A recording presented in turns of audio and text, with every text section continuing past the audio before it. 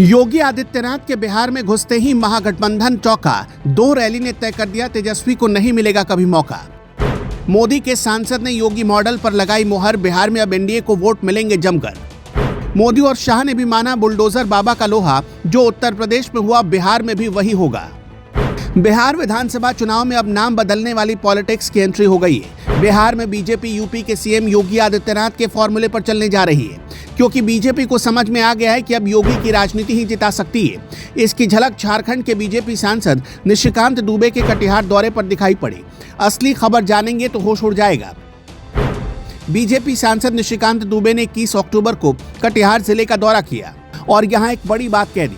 दुबे जी ने आजमनगर का नाम धर्म नगरी करने का वादा कर दिया। इतना ही नहीं, निशिकांत दुबे ने ट्वीट करते हुए कहा कि बिहार चुनाव, कटिहार पूर्णिया चुनाव जीतने के बाद कटिहार जिले के आजमनगर का नाम धर्म नगरी करने की हुंकार भर दी। तो ये आप जानते ही होंगे कि बिहार विधानसभा चुनाव में धुआंधार प्रचार का दौर शुरू हो गया है। बीजेपी ने अपने 40 स्टार कैंपेनर्स को मैदान में उतारने का प्लान बना लिया। प्रचार के लिए सबसे ज्यादा डिमांड योगी आदित्यनाथ की है और अब तो नाम बदलने की जो रवायत योगी ने शुरू की, उसकी डिमांड भी बिहार में की जा रही है। यानी बिहार में बीजेपी को जीतना है तो वही करना है जो बुलडोजर बाबा यूपी में कर रहे हैं, और इसलिए बिहार चुनाव प्रचार में जब योगी ने मंच संभाला तो बिहार को हिला डाला। कांग्रेस और आरजेडी ने एक सगोपा छोड़ा है कि विकास नहीं बुर्का चाहिए। उनको विकास नहीं चाहिए, उनको तो बुर्का चाहिए, जिससे फर्जी वोट डाल करके यहां के गरीबों और दलितों के हकों पर वे डकैती फिर से डाल सके। बहनों और भाइयों, ये बिहार के चुनाव में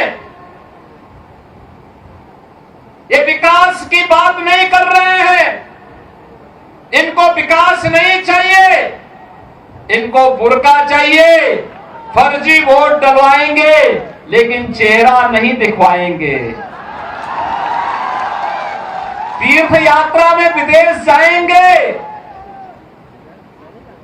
एयरपोर्ट पर चेहरा दिखाएंगे, अपना वहां पर पासपोर्ट दिखा करके अपनी फोटो भी दिखाएंगे, लेकिन बिहार में वोटिंग होगी तो कहेंगे कि नहीं, बुर्का को छेड़ो मत, चेहरा दिखाओ मत, फर्जी वोट डलवाने दो, जिससे बिहार के गरीबों के हकों पर फिर से डकैती डाली जा सके। बिहार में योगी की रैलियों की ये तो शुरुआत है। बिहार चुनाव में योगी 20 से अधिक चुनावी रैलियां करेंगे। बुलडोजर बाबा की लोकप्रियता को देखते हुए एनडीए गठबंधन के प्रत्याशी बिहार में सबसे अधिक योगी की रैलियां और जनसभाओं के लिए रिक्वेस्ट कर रहे हैं, और इसके पीछे सॉलिड वजह भी है। योगी आदित्यनाथ जनता के बीच कानून व्यवस्था, विकास और हिंदुत्व की राजनीति के प्रतीक माने जाते हैं। योगी जो भाषण देते हैं वो कार्यकर्ताओं में जोश भरता है। मोदी और शाह को भी यकीन हो जाता है कि योगी की मौजूदगी से मतदाताओं में बड़ा संदेश जाता है और बीजेपी को चुनाव में मजबूती मिलती है। लॉ एंड ऑर्डर तो योगी का ऐसा ब्रह्मास्त्र है जिसे योगी हर चुनाव में चलते हैं। माफिया राज नहीं चलेगा, और जो भी भ्रष्टाचार फैलाएगा, गरीब के हक पर डकैती डालेगा, उसकी जगह जेल में होगी, जेल में। और बहनों और भाइयों, अगर उसका उदाहरण देखना है तो उत्तर प्रदेश में हमने किया है।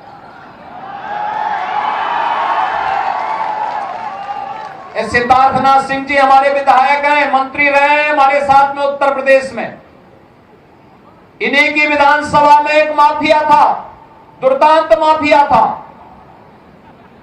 उसके बंगले को हमने खाली करवाया और फिर बुलडोजर चलवाया।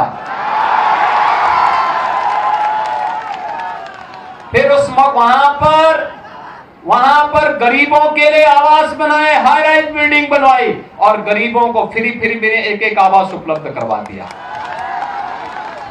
ऐसे लखनऊ में भी होने जा रहा है। हर जनपद में वहां माफिया के द्वारा कब्जा की गई भूमि पर, और अगर किसी ने 10 एकड़ जमीन कब्जा की है और उसके पास अगर कुछ पुश्तैनी भूमि थी तो सबको मिलाकर के ब्याज सहित वापस लिया गया, और वापस लेकर के फिर गरीबों को आवंटित करके गरीबों के मकान बनाए जा रहे हैं। ये योगी आदित्यनाथ के भाषण का ही असर है कि महागठबंधन को तेजस्वी को आनन फानन में सीएम कैंडिडेट घोषित करना पड़ा। बीजेपी बूथ प्रबंधन से लेकर जातिगत समीकरण को साधने के लिए माइक्रो लेवल पर रणनीति तैयार कर रही है। इसके तहत बीजेपी गैर यादव पिछड़ी जातियों में मजबूत पैठ के साथ साथ अपर कास्ट को साधेगी। इसी कड़ी में यूपी के सीएम और हिंदुत्व के ध्वजवाहक सीएम योगी आदित्यनाथ को बड़े स्टार प्रचारक के रूप में उतारा जा रहा है। जिस सीमांचल में 40% मुस्लिम है, वहां बीजेपी को जिताने का जिम्मा भी बाबा बुलडोजर पर है। जेवर 24 के दर्शकों, आपको क्या लगता है, क्या योगी आदित्यनाथ बिहार में बीजेपी को सबसे बड़ी कामयाबी दिला पाएंगे? अगर हाँ, तो कमेंट करके अपनी राय जरूर बताइएगा। ये भी बताइएगा कि योगी बाबा की सबसे बड़ी ताकत क्या है, हिंदुत्व या लॉ एंड ऑर्डर।